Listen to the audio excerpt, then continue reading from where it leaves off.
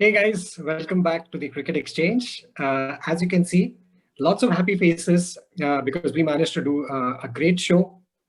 Wrapped up this test in 3.5 days. Superb win and many good things that we're going to talk about. Also, welcome my fellow panelists Rohan, Ron, and Abhishek. Abhi. Today on the show, we're going to talk about the role of the pitch and the toss. We're going to talk about Rohit and Ajinkya's wonderful, sublime first innings knock, whereas two senior statesmen they really stood up, and then Ashwin's fifer, and again Ashwin's great knock and that Kohli masterclass. And then a word for our wonderful debutant Axar and the way he took a fifer and basically knocked the English folks off in the second innings.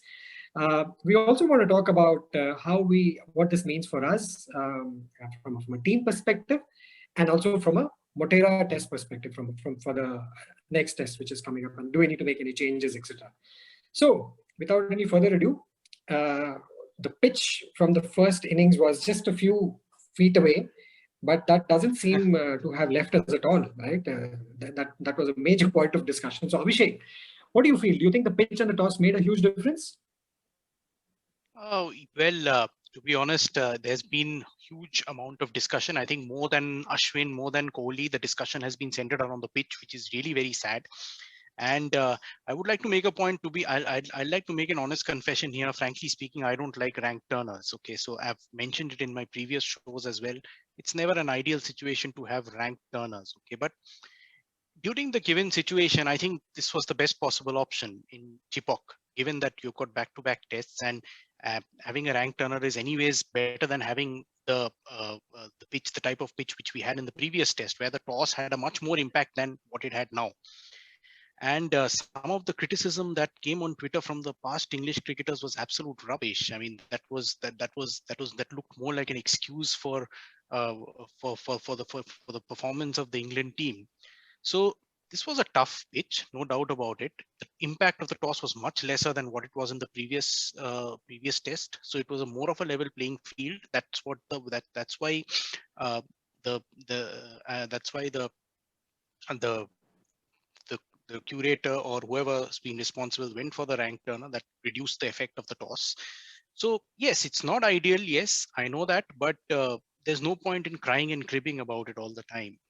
That okay, it's substandard, it's not. Just get on with it. There are times when you have tough pitches, and that's what makes an innings so beautiful. We still talk about Sunil Gavaskar's 96 in the Bangalore test, his farewell test innings, and so many other. Stephen Smith in Pune last time, he scored a century on a minefield. That's what separates the good from the best. That's what we saw, what Kohli, Ashwin, and Rahane, and of course Rohit Sharma on the first day did. So from the English point of view, to be fair, I haven't heard any English player or even from the English management say anything about the pitch. But the ex-cricketers, they were a bit of a, I mean, they got really irritating, frankly. By the third day, when I think Michael Vaughan was totally confused about it, what to say when Ashwin got that 100. Exactly. So I think So pitch the was. fact that Ashwin got that 100 and India scored almost 300 in the second innings, Absolutely, yes. basically rubbished all of the pitch talk. That it basically brought the focus back to, onto the ability. Because in fact, Rohan, one of the jokes, Rohan, was that hey, these Indians are really bad. Not only have they given England a bad pitch, then when they came to bat, they bought their own pitch. India played on their own pitch, and then when again England came to bat in their second innings, they gave them back the old pitch, right? So I mean, no, the thing is that you have to win in a pitch like this. Okay, this is a pitch. You got that condition. There's no point cribbing about it. Okay, this is a condition which is there, which is maybe not ideal, but you need to have the bowlers. You don't have the skills, so there's no point complaining. India had the skills to exploit that. And well, in today's day and age, most of the major test playing grounds, certainly in India, have so many pitches on the square that they're completely different from each other, right?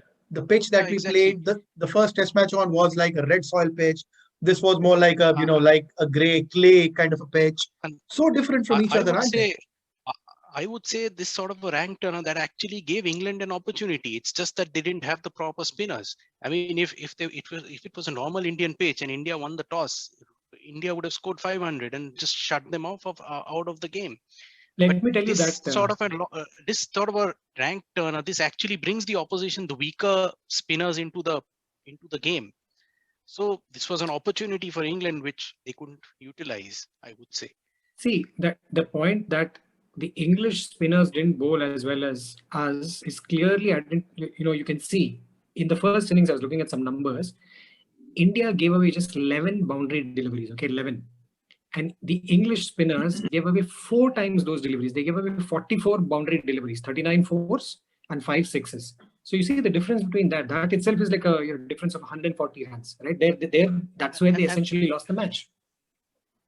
And that could be one of the reasons for that was England batsmen may have got into a shell because the pitch was playing in their minds that, okay, I'm too scared. They were just not themselves. I mean, if you could see, Ben Stokes was so tentative. I mean, Rohan, you commented on our WhatsApp group, you were talking about Ben Stokes' first innings dismissal. That was Yeah. a clear So sign of being yeah, tentative. Okay, yeah. because he was So not his own self. his first innings dismissal was sort of similar to Rory Burns' second innings dismissal.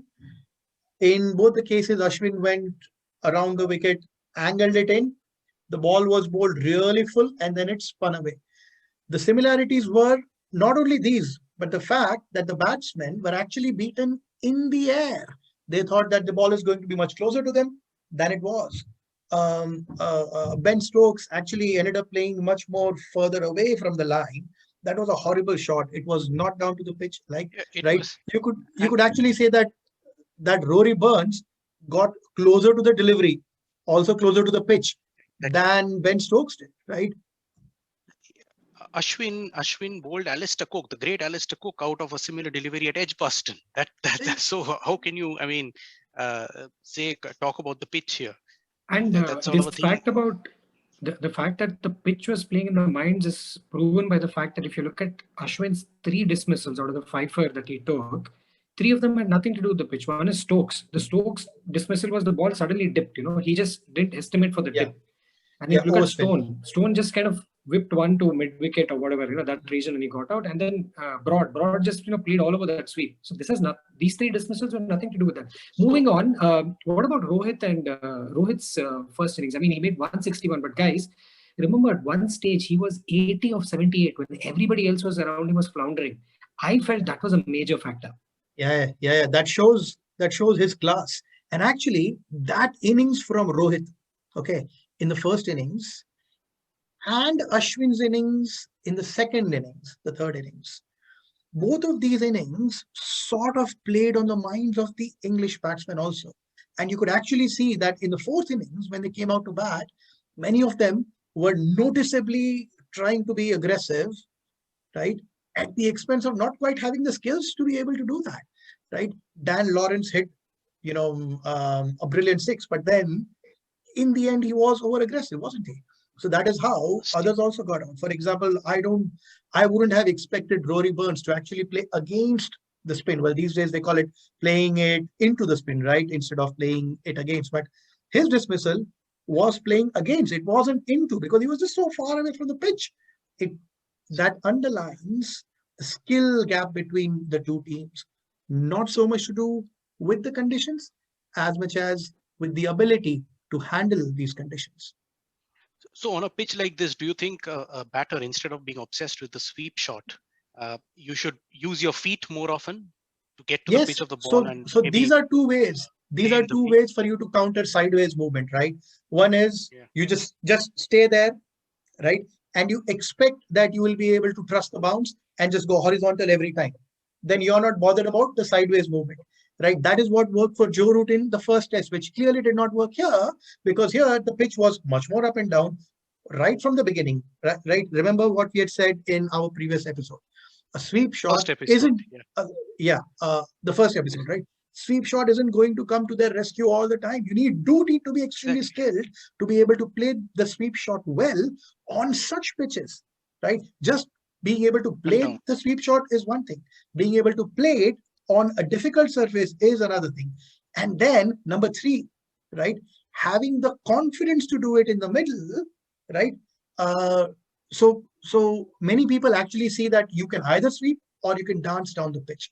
Rohit did both, right? So did Ashwin.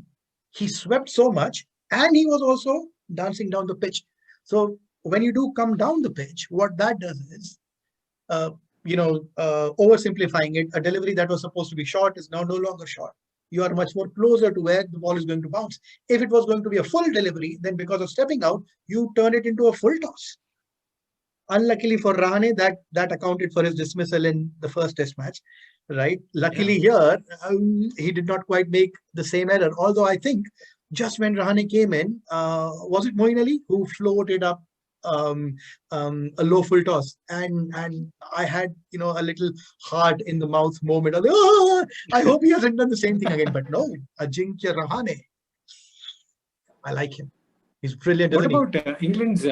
What about England's first innings? I mean, it was most of it was a washout, but I felt Foakes batted really well, and overall, Rohan, there was a noticeable difference in the keeping abilities of both keepers, right? Yeah. So just like we were talking about before we started this call, right? That this test match underlines the fact that Ben Foakes, I think, is clearly England's best wicketkeeper, and I think he's one of the world's best with the gloves, right, behind the stumps. But it also tells us how much Rishabh Pant has improved. This is one of the most difficult pitches that you're ever going to have to keep in. Now, it was actually much more difficult for Ben Stokes, not only because he's not from India, he's not really used to keeping against odd bouncing spin. Obviously, he could have prepared a lot, right? He could have prepared indoors, outdoors, created different kinds of, scenarios to be able to prepare, to practice. But the fact that he stood up to the stumps against like a proper seamer, like Stuart Broad, was brilliant to see. Legend. And that actually,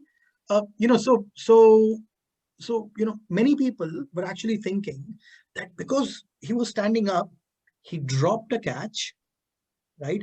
And it also led to Ben Stokes dropping a catch because he was also standing up, right? Yeah. I would actually say that those nicks were induced because he was standing up. The fact that he was standing up meant that the batsman, who was it? It was Ashwin, right? Who couldn't stand out of his crease. That is what he was trying to do, because if you actually analyze the pitch, the rough was very close to the stumps. The rough was only when the ball was pitching full. If the ball was slightly short of the length, the pitch was really good to bat on. It had a true bounce. There was no puff of dust, no spin, nothing. Therefore, Ashwin, when he started to bat in the third innings, he was standing way outside the crease, and he basically took out the full ball from the equation completely. To negate that, Ben Foakes came up so that Ashwin had to stay in the crease, right? But what that meant is that Ashwin then had to play from the crease. He ended up nicking two.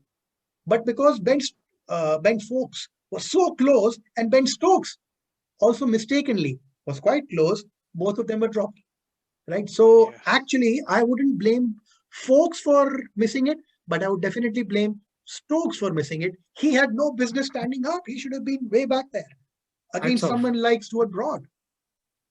No, hats off, not for the catching, but for the fact that you managed to be consistent with Foakes and Stokes. Pata nahi kaise how you did that. Anyway, listen, guys. Thankfully, they didn't have Foakes playing. Foakes. So the other thing which stood out for me was Kohli, right? I mean, there was I saw a comment which said something that he is a tough track bully. 3 innings of his, right, really gold class. First is, you remember in Adelaide, the 36 all out. He made 74, absolutely. Right, in that first innings. And here in Chepauk as well, in the second innings, he made that fantastic 70. And of course, he was bowled with that ball through the low ball, which kept low by Stokes, not Foakes. And here again, I mean, he took, I think, 20 deliveries to get off the score. And he was so watertight in defense. I mean, this is one of his best innings. He had to go against his muscle memory, and so was Ashwin. Ashwin, you guys mentioned in the post-match presentation, he said that when he started playing first-class cricket or during school cricket, he swept the ball once, and his coach then banned him for the next few matches. And for the last 15 years or so, he has not played the sweep at all. So for him to kind of unwind from all those years of muscle memory, and then train. I mean, he said that he practiced the sweep shot with Vikram Rathore. By the way, he uh, gave a lot of credit to Vikram Rathore as well. So I think these two guys really did a great job. They had to like kind of go against their skin to play. So, Today there was another key sorry. point. Sorry, Abhishek. Another key point, and a very interesting point to note is that for both the teams, England and India, right, the highest scorer in their respective second innings was their off spinner, the same off spinner who, respectively for both India and England, was their highest wicket taker in the entire match. Moeen Ali versus Ravichandran Ashwin. Now, No, but no, Rohan, sorry, buddy, but like Moeen Ali, with all due respect, his first innings, that 4 wickets he took. I mean, he was atrocious. He gave away so many runs, and on this wicket, I think 4 wickets On will this do anyway, wicket, right? If the other person on, on this wicket, the you have to second get a 4 innings, for 40, not a 4 for 100. yeah, very high and even expectations, his guys. 40 Very odd high expectations. and his 40 odd that he got in the fourth innings also. I guess it was more out of frustration, and it's a free for all. Match was lost, and you can You say guys are Kuldeep really got his wicket. ruthless, aren't you? You guys are ruthless.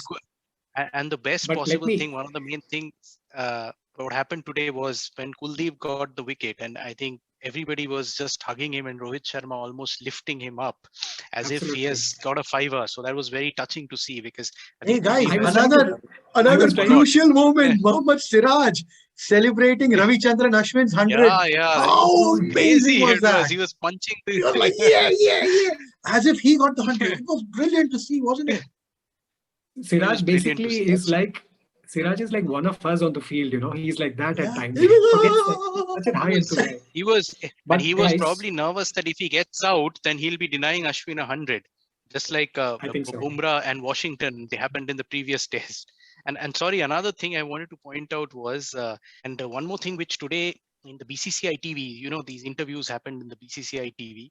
So Kohli and Ashwin were talking to each other, and regarding the sweep shot which you guys mentioned, and Ashwin mentioned that he came to bat and he asked permission from Kohli after the 30, after he crossed 30, that can I play the sweep shot now, please? So that's when he started attacking.